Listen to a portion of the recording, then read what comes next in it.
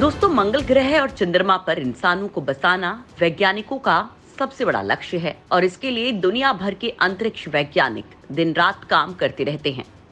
ये वैज्ञानिक यहाँ जीवन की खोज के लिए नए नए रिसर्च करते रहते हैं।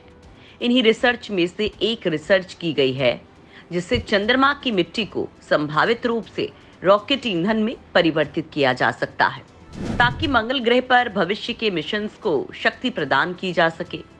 आखिर क्या है ये रिसर्च और कैसे चंद्रमा की मिट्टी को रॉकेट ईंधन में बदला जा सकता है? इसके साथ ही चंद्रमा और मंगल ग्रह पर वैज्ञानिक किन मिशन को अंजाम देने जा रहे हैं, ये सब जानेंगे आप इस वीडियो में। तो आप ये वीडियो आखिर तक जरूर देखिएगा। दोस्तों, चंद्रमा और मंगल ग्रह पर इंसानी बस्ती बसाने के लिए वैज्ञानिक दिन रात काम कर रहे हैं। उनका मानना है कि यहाँ भी इंसानों को बसाया जा सकता है और इसके लिए कई आविष्कार भी किए जा रहे हैं। अभी हाल ही में चीन के चांगई 5 अंतरिक्ष यान चंद्रमा पर एक मिशन को अंजाम देकर वापस लौटा था, लेकिन इस अंतरिक्ष यान में चंद्रमा की सतह से उसकी मिट्टी और कई दूसरे पदार्थ फंस गए थे, जिसका वैज्ञानिकों ने विश्लेषण किया। चंद्रमा की मिट्टी के ताजा नमूनों को देखकर इसकी उम्र का अंदाजा लगाया गया है। बताया जा रहा है कि ये मिट्टी 197 करोड़ साल पुरानी है। इस विश्लेषण के दौरान ये सामने आया कि चंद्रमा पर मौजूद रेजोलिथ में ऐसे यौगिक होते हैं जो कार्बन डाइऑक्साइड को ऑक्सीजन में परिवर्तित करते हैं। वैज्ञानिकों का कहना है कि चंद्रमा की सतह पर मौजूद मिट्टी में लोहा और टाइटेनियम प्रचुर मात्रा में मौजूद है, जो सूर्य के प्रकाश के तहत उत्प्रेरक के रूप में काम करती है और कार्बन डाइऑक्साइड अंतरिक्ष यात्रियों के शरीर द्वारा छोड़े गए पानी को ऑक्सीजन, हाइड्रोजन, मीथेन जैसे अन्य उपयोगी उत्पादों में बदल सकती है, जिससे चंद्र आधार को शक्ति मिल सकेगी। वैज्ञानिकों ने कहा कि रॉकेट के लिए ईंधन लिक्विड ऑक्सीजन और लिक्विड हाइड्रोजन से बनता है और इससे चंद्रमा की मिट्टी से रॉकेट के लिए ईंधन तैयार किया जा सकता है। इस रिसर्च के बाद वैज्ञानिकों की उम्मीद बंधी है कि भविष्य में मिशंस के लिए चंद्रमा पर गैस स्टेशन का निर्माण किया जा सकता है। इस रिसर्च को दुनिया भर की अंतरिक्ष एजेंसीज के लिए एक महत्वपूर्ण और भविष्य के अगले कदम के रूप में देखा जा रहा है, क्योंकि अंतरिक्ष की कक्षा में ईंधन भेजना काफी ज्यादा महंगा होता है। बताया जा रहा है कि 40 सालों में चांद की ताजा मिट्टी लाने वाला ये पहला मिशन था। दोस्तों, अभी जो रॉकेट अंतरिक्ष में लॉन्च किए जाते हैं उसे पृथ्वी के गुरुत्वाकर्षण और वायुमंडल में खिंचाव की वजह से कई टन ईंधन की जरूरत होती है।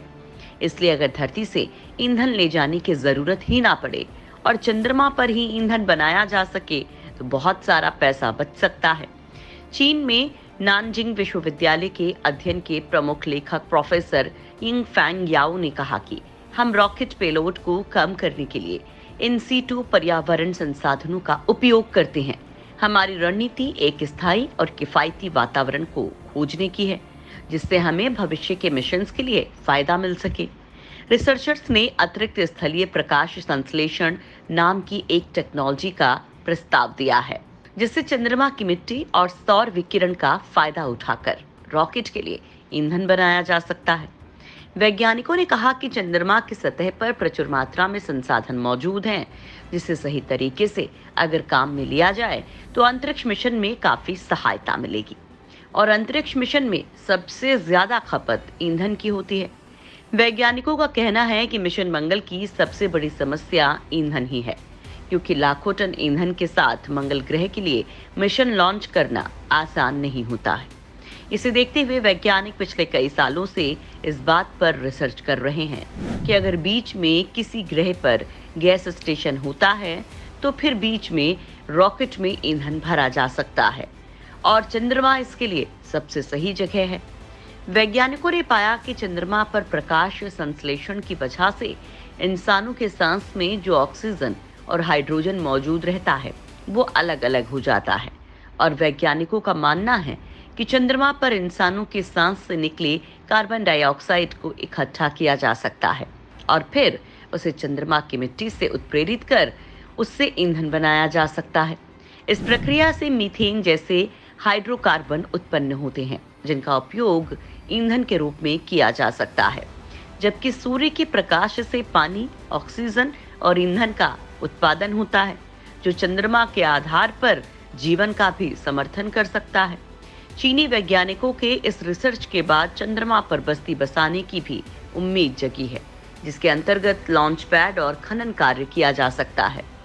वैज्ञानिकों का कहना है कि चंद्रमा मूल्यवान संसाधनों का खजाना है, जिसमें अगली पीढ़ी के इलेक्ट्रॉनिक्स के लिए सोना, प्लेटिनम और अन्य दुर्लभ धातुएं हैं, जो सभी निष्कर्षण की प्रतीक्षा कर रहे हैं। वहीं चीन भविष्य में चंद्रमा के लिए जिन मिशंस को लॉन्च करेगा, उन चंद्र मिशंस में इलेक्ट्रोलिसिस के रूप में जानी जाने वाली अक्षय ऊर्जा पद्धति का परीक्षण करेगा। और अगर चीन को इसमें कामयाबी मिल जाती है, तो चीन के अंतरिक्ष विज्ञान को बहुत बड़ी कामयाबी मिल जाएगी। चीन के वैज्ञानिक प्रोफेसर याओ का कहना है कि डिजाइन को बेहतर बनाने के लिए विभिन्न तरीकों पर कोशिशें की जा रही हैं, जैसे मिट्टी को नैनो संचरित सामग्री में पिघलाना।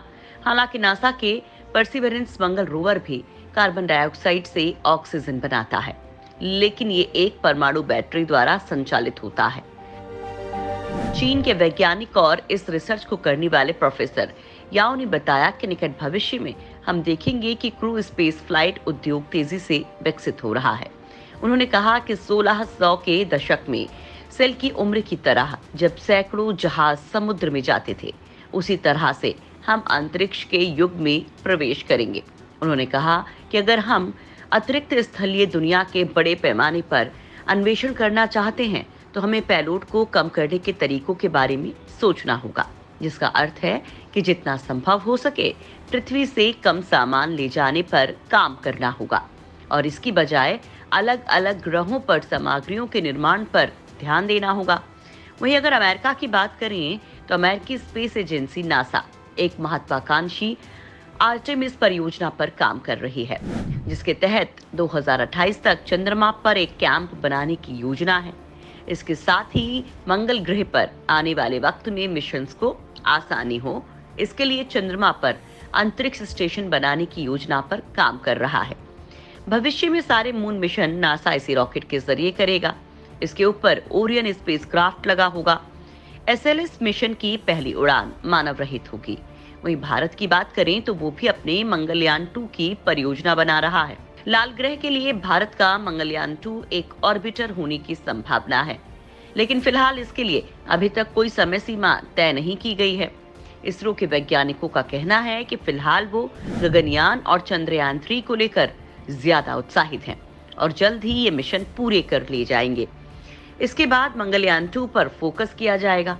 दोस्तों, इससे पहले भारत ने मंगलयान 1 भेजा था, जो अब भी अच्छे से काम कर रहा है और डेटा भेज रहा है। मंगलयान 1 नवंबर 2013 को भेजा गया था और सितंबर 2014 में मंगल की कक्षा में प्रवेश किया था। ये 6 महीने काम करने के लिए डिजाइन किया गया था, लेकिन अब भी 7वें साल भी सेवा दे रहा है। मंगलयान 1 के ऑर्बिटर ने हजारों तस्वीरें भेजी हैं, जो इसरो के लिए काफी महत्वपूर्ण रही हैं। इसरो के वैज्ञानिकों ने अपने गगनयान मिशन को अंतिम चरणों में पहुंचा दिया है। हाल ही में वैज्ञानिकों ने human rated solid rocket booster HS-200 का सफल परीक्षण किया। वैज्ञानिकों के मुताबिक HS-200 rocket booster GSLV Mk3 satellite launch vehicle के S-200 रॉकेट बूस्टर का ह्यूमन रेटेड वर्जन है, जिसे GSLV Mk3 रॉकेट के S-200 बूस्टर की जगह लगाया जाएगा। फिलहाल इस बूस्टर का ये पहला टेस्ट था। इसके बाद अभी इस बूस्टर के और भी टेस्ट किए जाएंगे। गगनयान कार्यक्रम को ध्यान में रखते हुए इसरो ने ये परीक्षण किया है। वैज्ञानिकों का कहना है कि लंबी अवधि का ये सफल परीक्षण मानव अंतरिक्ष कार्यक्रम गगनयान के लिए एक उपलब्धि है। ये गगनयान के लिए क्रायोजेनिक इंजन की विश्वसनीयता और मजबूती